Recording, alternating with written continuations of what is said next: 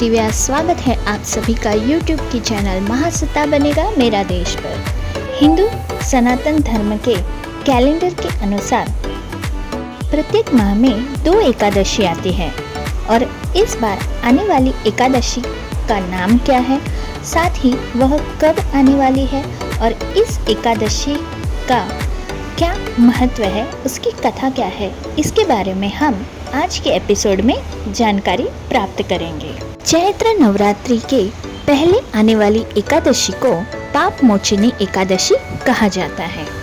उत्तर भारत और दक्षिण भारत दोनों ही जगहों पर यह एकादशी एक ही साथ मनाई जाती है।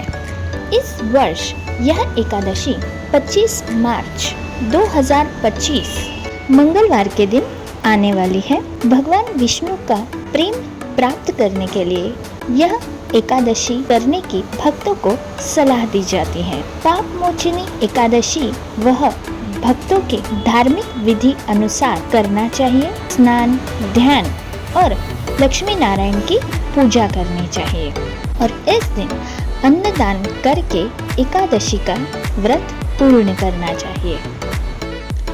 इस बार आने वाली इस पाप मोचनी एकादशी में एक दुर्लभ शिव योग बन रहा है और साथ ही साथ शिव और सिद्ध योग का भी संयोजन बन रहा है। इन योगों में भगवान विष्णु और माता लक्ष्मी की पूजा करने से भक्तों को अपने मनवांछित फल की प्राप्ति होती है और साथ ही साथ सारे दुखों में से मुक्ति मिलती है, ऐसा माना जाता है। तो चलिए अब हम जानते हैं पाप मोचनी एकादशी की व्रत कथा के बारे में। पाप मोचनी एकादशी की व्रत कथा। अर्जुन ने भगवान श्री कृष्ण से एक बार जिज्ञासा वश पूछा था कि चैत्र मास के कृष्ण पक्ष में आने वाली एकादशी का क्या नाम है तथा उसकी विधि क्या है, ये कृपा करके हे मधुसूदन आप मुझे बताइए। श्री कृष्ण ने कहा कि हे अर्जुन, चैत्र मास की कृष्ण पक्ष में आने वाली एकादशी को पाप मोचनी एकादशी के नाम से जाना जाता है। एक बार की बात है, पृथ्वीपति राजा मांधाता ने लोमश ऋषि से यह प्रश्न किया था जो तुमने मुझसे किया है। अतः जो कुछ भी ऋषि लोमश ने राजा मांधाता को बतलाया था वही मैं तुमसे कहने जा रहा हूँ। राजा मांधाता ने धर्म के गुह्यतम रहस्यों के ज्ञाता महर्षि लोमश से सवाल पूछा कि हे ऋषि श्रेष्ठ, मनुष्य के पापों का मोचन किस प्रकार संभव है? कृपा कर कोई ऐसा सरल उपाय बताइए जिससे सभी को सहज ही पापों से छुटकारा मिल जाए। महर्षि लोमश ने कहा, हे नृपति, चैत्र मास के कृष्ण पक्ष की एकादशी का नाम पाप मोचनी एकादशी है। उसके व्रत के प्रभाव से मनुष्यों के अनेक पाप नष्ट हो जाते हैं। मैं तुम्हें इस व्रत की कथा सुनाता हूँ, ध्यान पूर्वक श्रवण करो। प्राचीन समय में चैत्ररथ नामक एक वन था। उसमें अप्सराएं किन्नरों के साथ विहार किया करती थी। वहाँ सदैव वसंत का मौसम रहता था, अर्थात उस जगह सदा नाना प्रकार के पुष्प खिले रहते थे। कभी गंधर्व कन्याएं विहार किया करती थी तो कभी देवेंद्र अन्य देवताओं के साथ क्रीड़ा किया करते थे।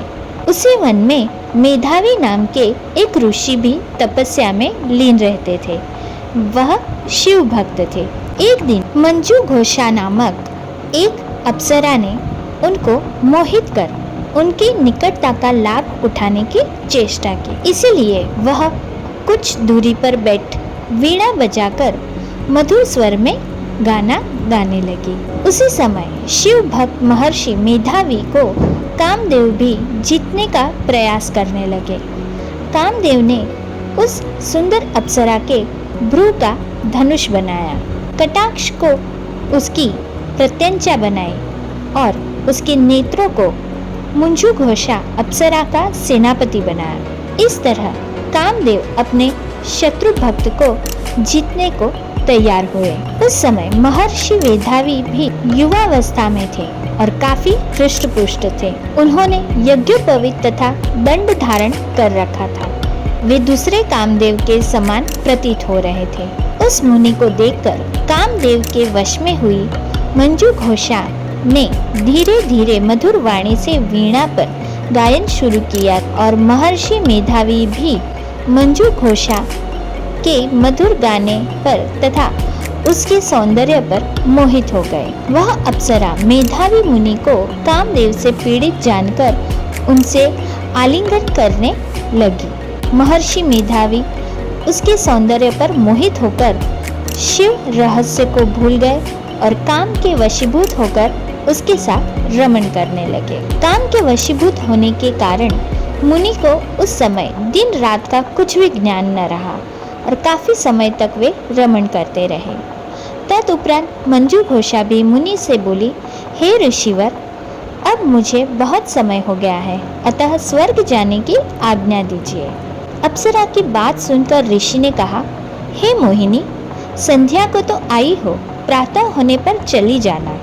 ऋषि के ऐसे वचनों को सुनकर अप्सरा उनके साथ रमण करने लगी। उसी प्रकार दोनों ने साथ साथ बहुत समय बिताया। मंजू घोषा ने एक दिन ऋषि से कहा, हे विप्र, अब आप मुझे स्वर्ग जाने की आज्ञा दीजिए। मुनि ने इस बार भी वही कहा, हे रूपसी, अब ज्यादा समय व्यतीत नहीं हुआ है, कुछ समय और ठहरो। मुनि की बात सुन अप्सरा ने कहा, हे ऋषिवर, आपकी रात बहुत लंबी है। आप स्वयं ही सोचिए कि मुझे आपके पास आए कितना समय हो गया। अब और ज्यादा समय तक ठहरना क्या ठीक है? अप्सरा की बात सुन मुनि को समय का बोध हुआ और वह गंभीरतापूर्वक विचार करने लगे। जब उन्हें समय का ज्ञान हुआ कि उन्हें रमण करते 57 वर्ष व्यतीत हो चुके हैं, तो उस अप्सरा को वह काल का रूप समझने लगे। इतना ज्यादा समय भोग विलास में व्यर्थ चला जाने पर उन्हें बड़ा क्रोध आया। अब वह भयंकर क्रोध में जलते हुए उस तप नाश करने वाली अप्सरा की तरफ भ्रुकुटी तान कर देखने लगे। क्रोध से उनके अधर कांपने लगे और इंद्रियां बेकाबू होने लगी। क्रोध से थरथराते स्वर में मुनि ने उस अप्सरा से कहा, मेरे तप को नष्ट करने वाली दुष्टा, तू महापापिनी और बहुत ही दुराचारिणी है। तुझ पर धिक्कार है। अब तू मेरे श्राप से पिशाचिनी बन जा। मुनि के क्रोधयुक्त श्राप से वह अप्सरा पिशाचिनी बन गई। यह देखकर वह व्यथित होकर बोली, हे ऋषिवर, अब मुझ पर क्रोध त्याग कर प्रसन्न होइए और कृपा करके बताइए कि इस शाप का निवारण किस प्रकार होगा। विद्वानों ने कहा है, साधुओं की संगत अच्छा फल देने वाली होती है और आपके साथ तो मेरे बहुत वर्ष व्यतीत हुए हैं, अतः अब आप मुझ पर प्रसन्न होइए, अन्यथा लोग कहेंगे कि एक पुण्य आत्मा के साथ रहने पर मंजू घोषा को पिशाचिनी बनना पड़ा। मंजू घोषा की बात सुनकर मुनि को अपने क्रोध पर अत्यंत ग्लानि हुई, साथ ही अपनी अपकीर्ति का भय भी हुआ। अतः पिशाचिनी बनी मंजू घोषा से मुनि ने कहा, तूने मेरा बड़ा बुरा किया है, किंतु फिर भी मैं तुझे इस श्राप से मुक्ति का उपाय बताता हूँ। चैत्र मास के कृष्ण पक्ष की जो एकादशी है उसका नाम पाप मोचनी एकादशी है। उस एकादशी का उपवास करने से तेरी पिशाचिनी की देह से मुक्ति हो जाएगी। ऐसा कहकर मुनि ने उसको व्रत का सब विधान समझाया। फिर अपने पापों का प्रायश्चित करने के लिए वे अपने पिता च्यवन ऋषि के पास गए। च्यवन ऋषि ने अपने पुत्र मेधावी को देखकर कहा, हे पुत्र, ऐसा क्या किया है तूने कि तेरे सभी तप नष्ट हो गए हैं, जिससे तुम्हारा समस्त तेज मलिन हो गया है। मेधावी मुनि ने लज्जा से अपना सिर झुकाकर कहा, पिताश्री, मैंने एक अप्सरा से रमण करके बहुत बड़ा पाप किया है। उसी पाप के कारण संभवतः मेरा सारा तेज और मेरे तप नष्ट हो गए हैं। कृपा करके आप इस पाप से छूटने का उपाय बताइए। ऋषि ने कहा, हे पुत्र, तुम चैत्र मास के कृष्ण पक्ष की पाप मोचनी एकादशी का विधि तथा भक्ति पूर्वक उपवास करो इससे तुम्हारे सभी पाप नष्ट हो जाएंगे। अपने पिता च्यवन ऋषि के वचनों को सुनकर मेधावी मुनि ने पाप मोचनी एकादशी का विधि पूर्वक व्रत किया। उसके प्रभाव से उनके सभी पाप नष्ट हुए। मंजू घोषा अप्सरा भी पाप मोचनी एकादशी का उपवास करने से पिशाचिनी के देह से छूट गई और पुनः अपना सुंदर रूप धारण कर स्वर्ग लोक की ओर गए। लोमस मुनि ने कहा, हे राजन, इस पाप मोचनी एकादशी के प्रभाव से समस्त पाप नष्ट हो जाते हैं। इस एकादशी की कथा के श्रवण व पठन से 1000 गौदान करने का फल प्राप्त होता है। इस उपवास के करने से ब्रह्म हत्या करने वाले, स्वर्ण चुराने वाले, मद्यपान करने वाले, अगम्यागमन करने वाले आदि भयंकर पाप से भी मुक्ति मिलती है और अंततः स्वर्ग लोक की प्राप्ति होती है। ये थी पाप मोचनी एकादशी की व्रत की कथा। और अब जानते हैं कि पाप मोचनी एकादशी की व्रत की विधि क्या है। दशमी की तिथि के दिन सात्विक भोजन करें और मन से भोग विलास की भावना को निकाल दें। एकादशी की तिथि के दिन प्रातःकाल सुबह जल्दी उठ के स्नान आदि करके साफ कपड़े पहनकर मन में एकादशी के व्रत का संकल्प करें। भगवान विष्णु की पूजा करें। भगवान को गंगा जल से अभिषेक करें और तत्पश्चात पुष्प, तुलसी दल, चंदन, फल आदि अर्पित करें। भगवान विष्णु के साथ ही माता लक्ष्मी की भी पूजा करें। ओम नमो भगवते वासुदेवाय इस मंत्र का जाप करें। उसके बाद भगवान विष्णु की आरती करें तथा भोग लगाएं और हो सके तो एकादशी के दिन जागरण करें और भजन कीर्तन करें। द्वादशी के तिथि के दिन प्रातःकाल स्नान करके भगवान विष्णु की पूजा करें और ब्राह्मणों को भोजन कराएं तथा दक्षिणा दें और तत्पश्चात अपना भोजन ग्रहण करें अर्थात उपवास की पूर्णाहुति करें।